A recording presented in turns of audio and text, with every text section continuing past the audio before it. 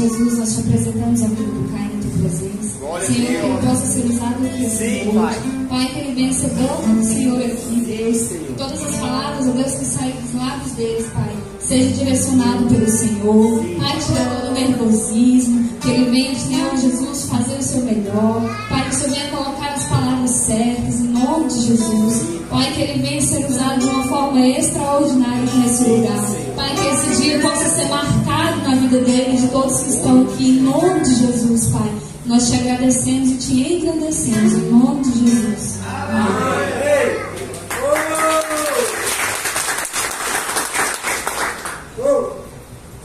A paz labrando.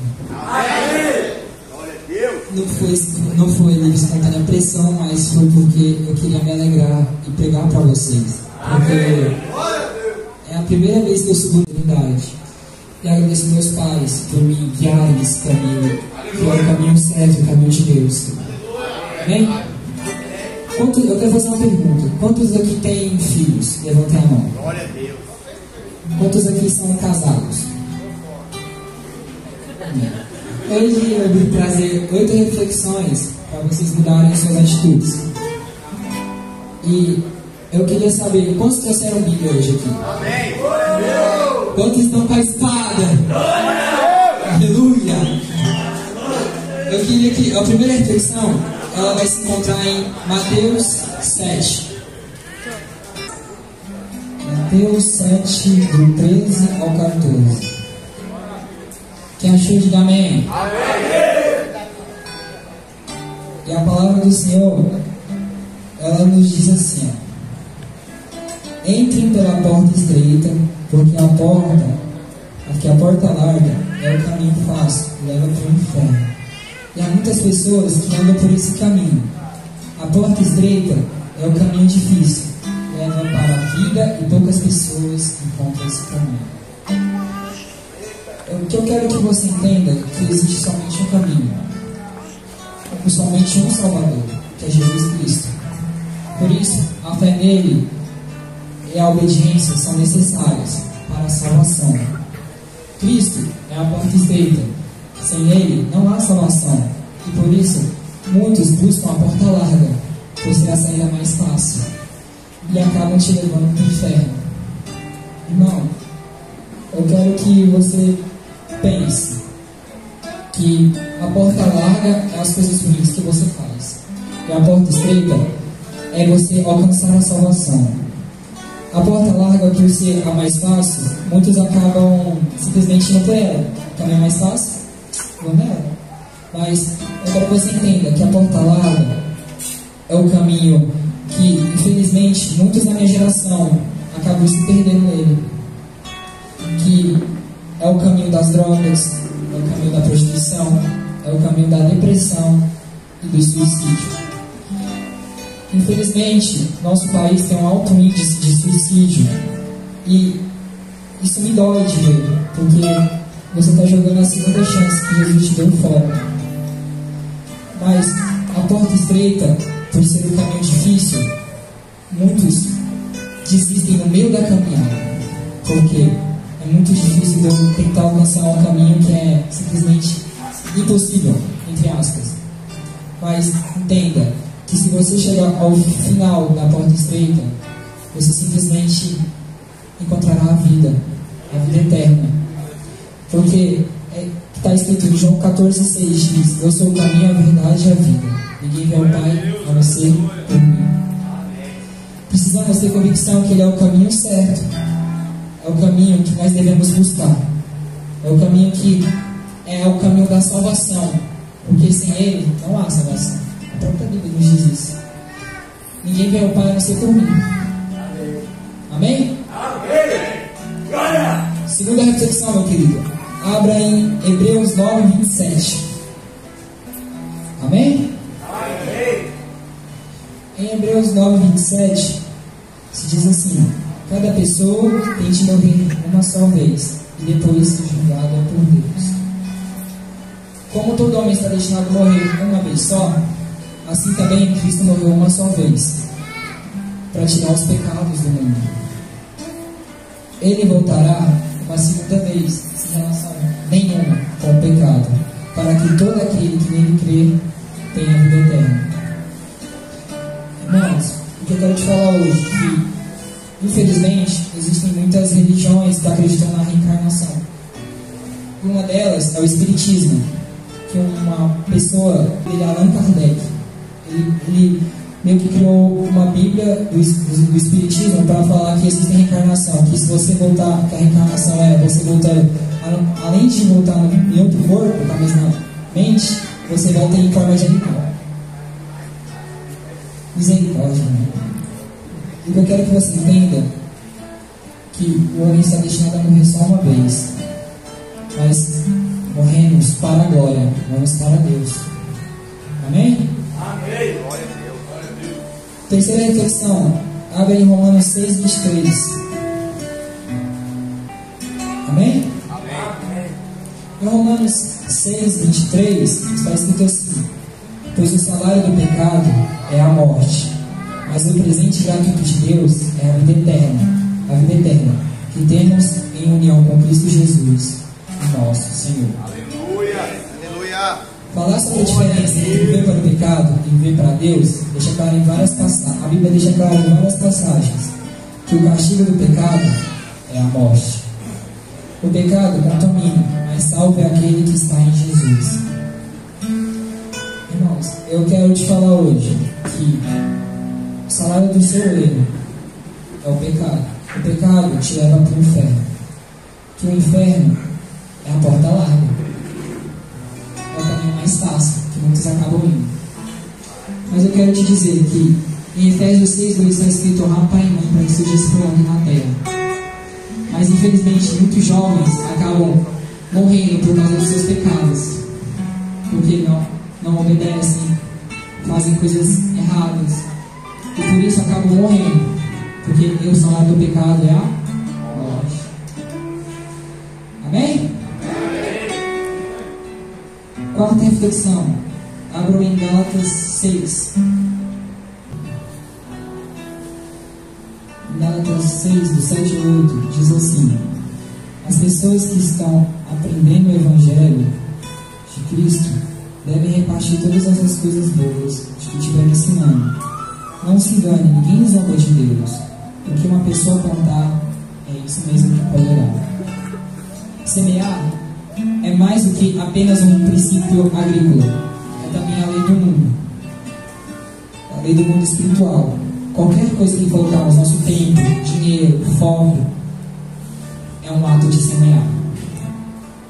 Colher são os resultados que conseguimos semeando. Se você colhe amor, se você planta amor, você colhe amor.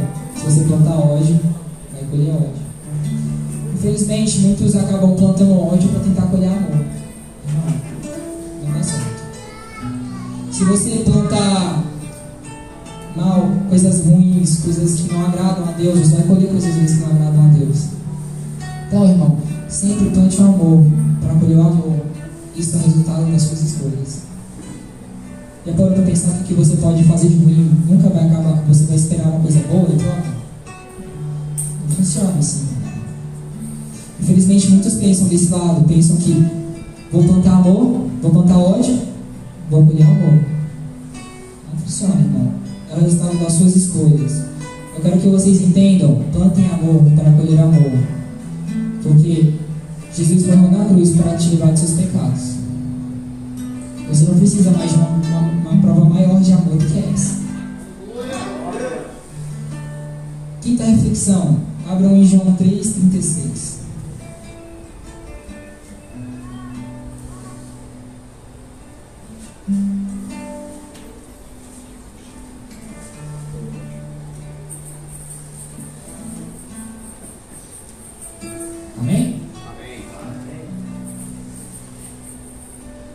Em João 3,36 está escrito aqui: pois isso, quem crê no Filho terá a vida eterna. Porém, quem desobedece ao Filho nunca terá a vida eterna, mas sofrerá para sempre o castigo de Deus. Vocês já pararam para pensar que Jonas foi em Nínive pregar o amor, mas ele não queria. Mas Deus perdoou Nínive. aqui você vê a parte boa de Deus, a parte amor. Mas um livro à frente, outro profeta vai em Nínive pregar, porque Nínive se desviou do caminho de novo. Mas infelizmente, Nínive não respeita a sua palavra e acaba caindo na ira de Deus. Então, irmão, Deus não é amor, Deus também é ira. Aquele que crê no Filho terá a vida eterna, e aquele que não crê no Filho verá a ira de Deus. Deus nos alerta que quem crê em Jesus não verá a vida eterna, mas quem não crê verá a ira de Deus. Assim como o ladrão lá na cruz, vocês lembram do ladrão na cruz, quando Jesus foi crucificado? Jesus disse para ele: se crer em mim, você terá um lugar comigo no paraíso. Um ladrão, simplesmente no ato de morte, ele falou para Jesus, e Jesus disse: crer em mim, terá um lugar no paraíso. Irmão, Jesus nasceu, veio em forma terrena, nasceu, cresceu, aos 30 anos começou sua caminhada, e aos 33 ele morreu pelos seus pecados, pelos meus, por mim e por você. E como é que você trata esse amor? Como você age diante disso? A maior prova de amor que a Bíblia nos dá. Você só simplesmente chuta essa oportunidade e vai embora, ou você simplesmente abraça ela? Abraça o amor de Deus que Ele teve por ti. Sexta reflexão. Abram em Apocalipse 2:10. Amém? Amém. Em Apocalipse 2:10 diz assim: não tenham medo do que vocês vão sofrer. Escutem, o diabo vai pôr na prisão alguns de vocês, para que sejam provados e sofram durante 10 dias. Sejam fiéis, mesmo que tenham de morrer. E, como prêmio da vitória, eu lhe darei a vida. Aleluia! Glória a Deus! Irmão, você sabe o que é a coroa da vida? Bem-aventurado é o homem que, mesmo perante tribulações, se for obediente e fiel a Deus, receberá a coroa da vida. A própria Bíblia está dizendo aqui agora, em Apocalipse 2:10: vocês sofrerão durante 10 dias, mas mesmo que venham lá morrer, eu lhe darei a vida, sendo fiéis e obedientes. Irmão, ele não te pede muito. Já parou para pensar nisso? Que ele só te pede obediência e fidelidade contra ele. Que acredita que ele é o único Deus verdadeiro. Que acredita nas coisas que ele fala. E você terá a coroa da vida. Ou mesmo perante tentações ou tribulações, se for fiel e obediente, terá a salvação. Você terá a coroa da vida eterna. Aleluia. Abra em João 3,16. Vocês conhecem esse versículo? Os versículos mais falados da Bíblia.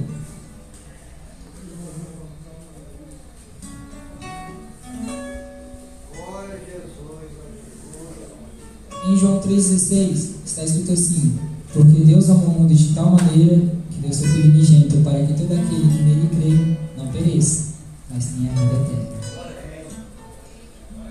Irmão, essa é a maior promessa que a Bíblia nos dá. Já pode pensar nisso? Ele está te pedindo para usar a pequena palavra crer, acreditar. Aí eu te pergunto: você crê em Jesus? Você crê no fundo do seu coração, você fala: eu acredito nesse cara, eu acredito no Deus, eu acredito no único Salvador. A palavra é pequena, crer. Todo aquele que nele crê terá a vida eterna. Esse versículo esclarece a verdadeira intenção de Deus. Porque Deus, Ele queria que eu e você morrêssemos, porque o mundo estava em pecado. Mas Ele enviou o seu Filho único para vir na terra e pagar por eles. Cada pessoa que está na terra. E como soberano fez humano para que isso fosse possível. O cara simplesmente desceu lá da tranquilidade para ir morrer por mim e por você. Só para te levar os seus pecados, irmão. Deus ia destruir todo mundo.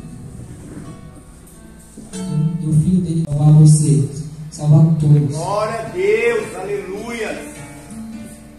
Abram em João 17:3, a oitava reflexão e a final.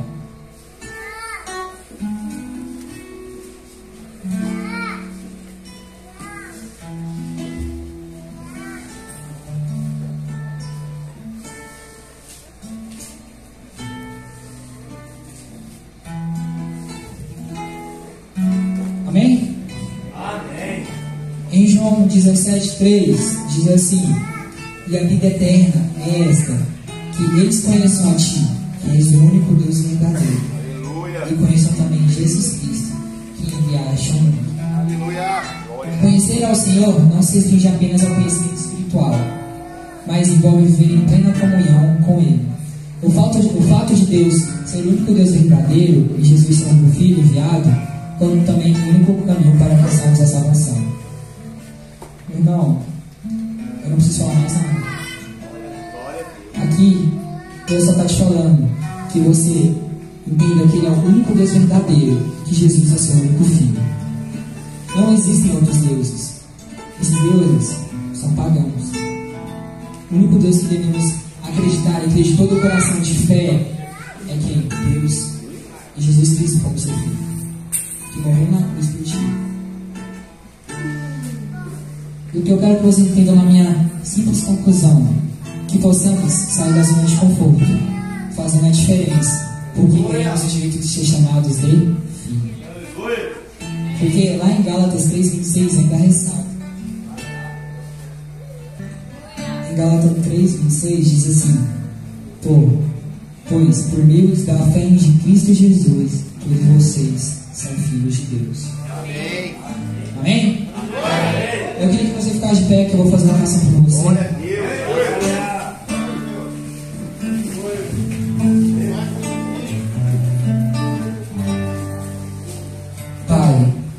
Pai meu, hoje eu vim aqui te agradecer por essa oportunidade de estar pregando para os seus filhos. Glória a Hoje eu vim te agradecer por esse dia maravilhoso que você nos deu.